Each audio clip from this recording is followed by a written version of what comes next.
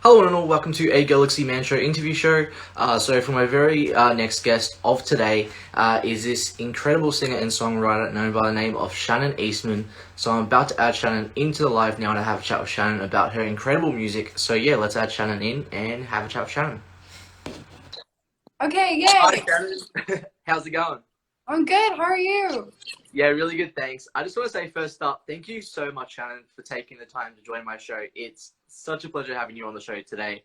To people that don't know who you are, Shannon, if you can give like a bit of backstory about yourself, and then we'll dive right into the questions. Yeah, well, first off, thank you for having me. It means the world and more to be here. Thank you so much. But my name's Shannon. I'm 22. I live in Nashville, Tennessee, and I like to sing and write a lot of songs, obviously. And yeah, I'm pretty laid back, easy going. That's me. That's it.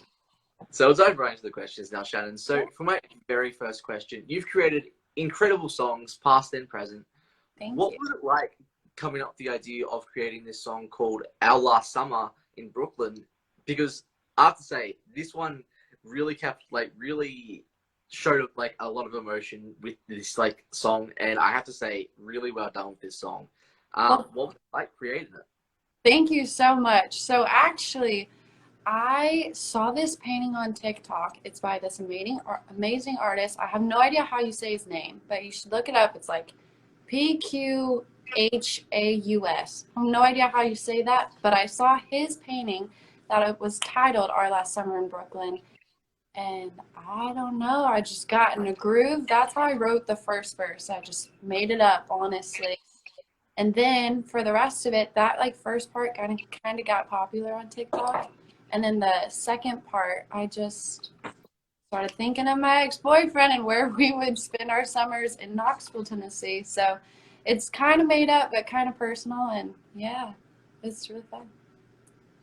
So on to my very next question. So you've also created a song called Bonnie and Clyde. What was it like coming off the idea of wanting to create Bonnie and Clyde? And what's the meaning behind this one? So this is also based off the same artist and another painting he did on TikTok. He titled it "We Can No Longer Be Bonnie and Clyde." So I kind of thought of it as just like this bad guy and this good girl, and like the worst thing he did for her was take her heart. And that's how I thought of it, and it was so fun writing it. This artist is amazing. I don't know why. From all of his paintings, I can just go and make something up. It's crazy. So on to my very next question. So you've also created an original song called Tarot, My Tarot Card. What was it like coming off the idea of creating this one? And what's the meaning behind this one? So this one was really fun because this is also about my ex-boyfriend. But I kept on seeing all of these tarot card readings on my TikTok being like, oh, he's the one. He's gonna come back, da da da da da. And I was like, well, that might be cool, but I don't really need that. Like, even though you might be saying this, I'm already like full in myself. So what, you know, that's what it means basically. Awesome. So on to my very next question. So you've also created a song called Haven't Seen You in a While. What was it like coming up with the idea of creating this one? And what's the meaning behind this one?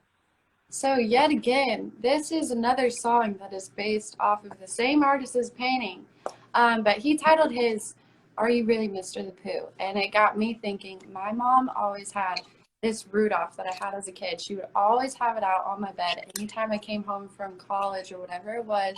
She'd always have it out, and every time I saw it, I'd be like, "Oh my gosh, I haven't seen that in so long." Da da da da.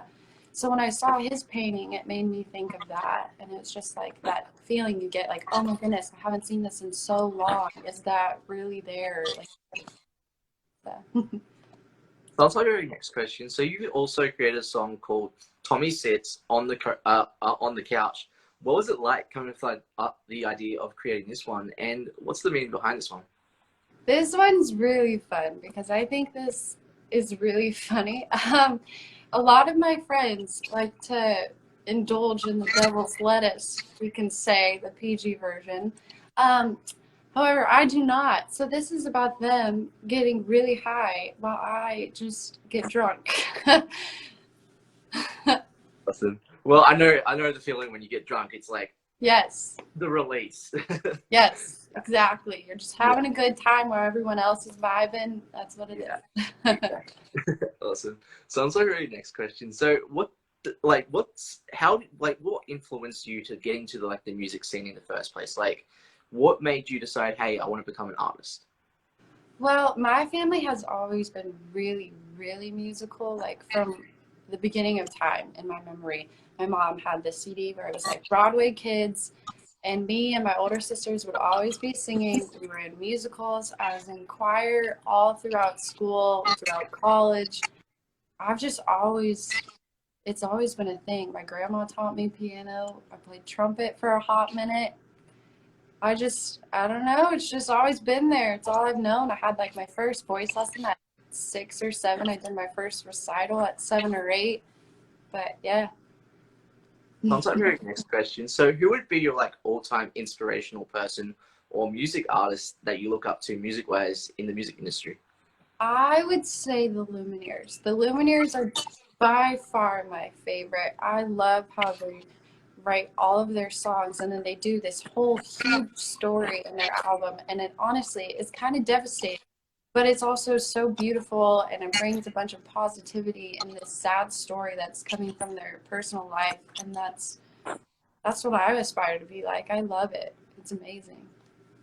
Sounds like very next question. So who would if you could work with any top three music artists in the music industry, who would they be and why? Oh, definitely the Lumineers because they're my favorite. I love them. I adore them. Probably Peach Pit after that because I swear they have the coolest guitar parts known to man. Every single song has something different, but it's so cool. I would love to have that. And then third, probably Phoebe Bridgers because she's the queen of writing sad songs, and I write a lot of sad songs. So I feel like we could really write a sad girl banger there. Awesome. Sounds like really next question. So what does performing music mean to you, especially as an artist? It means the world and more. It's everything that I wish I could have said or I wish I would have said. Everything that I maybe don't have the courage to say, I can write it down and make it into a song. So it's honestly, it's very therapeutic. Sounds like really next question. So what have you learned about yourself as a person and especially as an artist, during COVID? I have a lot of things that I didn't realize I wanted to say. um, I don't know. I just writing things down was insane and it helped so much. And I am a lot wiser than I thought, I guess, because my songs are way more sad than I come off, I think. But yeah, I learned to be way more comfortable in myself and be confident in what I'm working on too and have the courage to put it out, I guess. Sounds like very next question. So what are the positive and negatives into creating your own music and how do you get through those negative moments as an artist? So positives, definitely it's therapeutic. It's very, very, very therapeutic for anyone. I think if you're writing or listening, I don't know a single person who doesn't like music, honestly.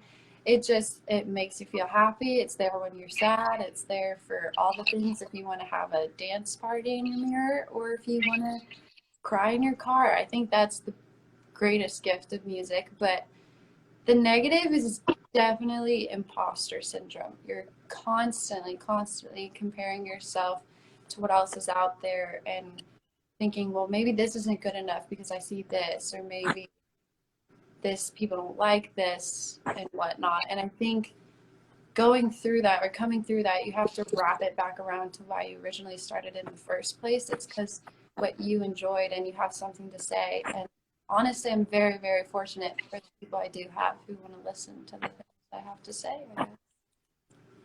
Sounds like a really last question. So what's next for you, music wise, for the rest of 2021 that you would like to announce on the show? Okay, so I can't say exactly because it's still happening. We're still meeting, but know that things are coming and they are coming soon, and there will be more than one.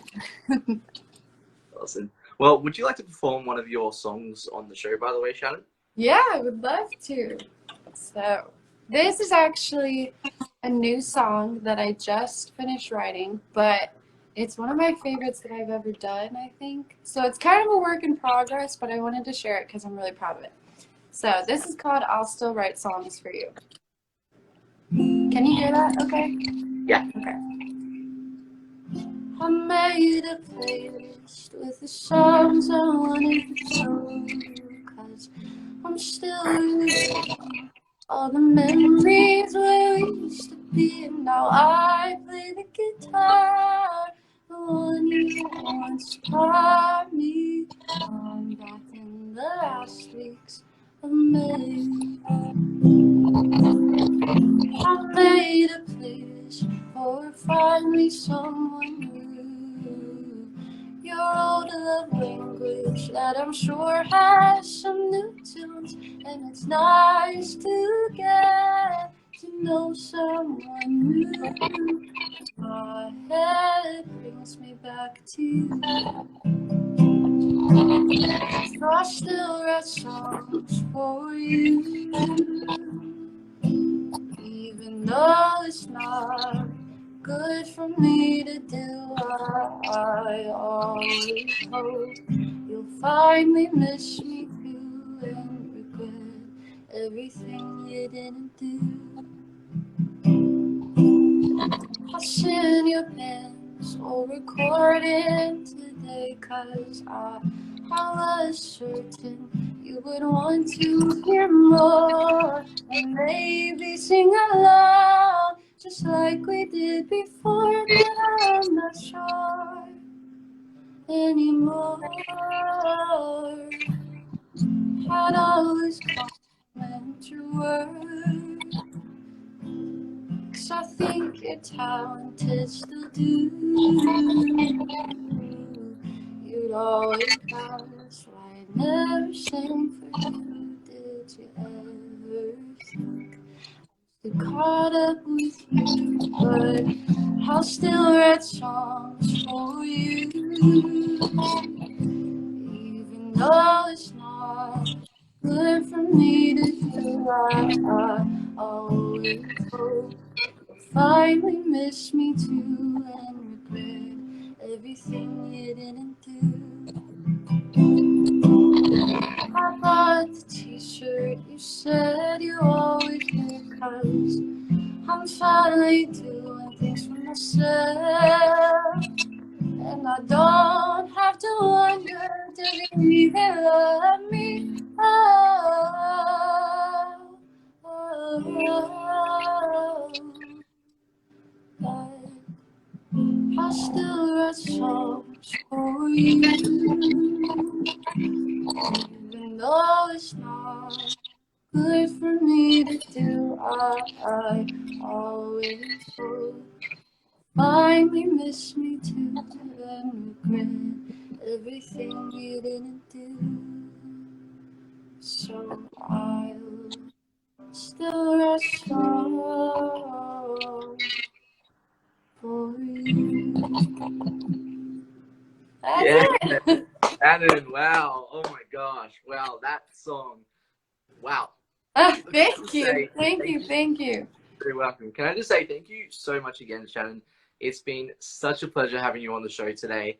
Do you have like any last final thoughts, like for anyone listening? Well, thank you so much for having me. Again, it means the world and more. And thank everyone who tuned in and is listening. I'm so glad you're here. I can't wait for what's happening. It's going to be good. And yeah, everyone stay safe. Yeah. Awesome. Well, thank you so much again, Shannon. It's been such a pleasure. Stay safe and all the best for your amazing music career